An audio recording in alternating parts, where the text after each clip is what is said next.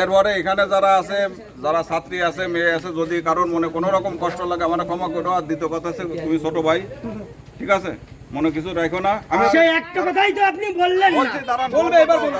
সেটা এক কথাই বলে দিলে একটা কথা। আমি তো সবার কাছে বলবো তো।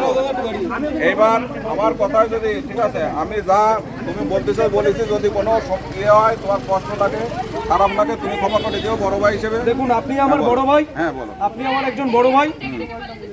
দাঁড়াও, দাঁড়াও দাঁড়াও দাঁড়াও, আপনি আমার একজন বড় ভাই।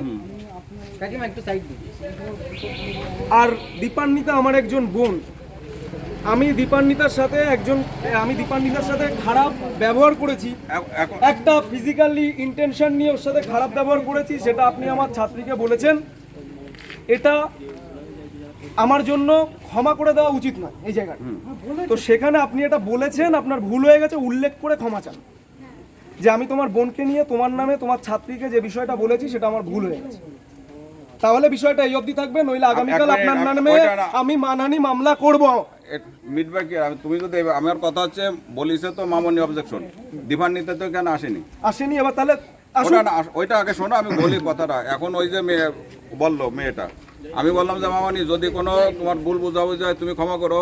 আর তুমি আমাকে দাঁড় করিয়ে 1 ঘন্টা ঠিক আছে, আমি তো ক্ষমা চাচ্ছি, ঠিক আছে, আমার কথা বলো। উনি কিন্তু ক্ষমা চেয়ে নিচ্ছে। উল্লেখ করে ক্ষমা চাইবে। আমি বলি, ক্ষমা কিন্তু চেয়ে নিচ্ছে। এইবার তোমার নামে যদি কোনো মেয়ে কিছু বলে তুমি মাফ করে দিও। কোনো মেয়ে নয়, আপনি এটা বলেছেন ওই মেয়েটাকে, সেটা আপনার ভুল হয়েছে বলা। ঠিক আছে, আমি ওই মেয়েকে বলেছি ভুল হয়েছে, তুমি ক্ষমা করো। ঠিক আছে, ভুল এইটা বলতে এত টাইম লাগে? না, বাবা, আমার তো সেই সুযোগ দিছে। ঠিক আছে।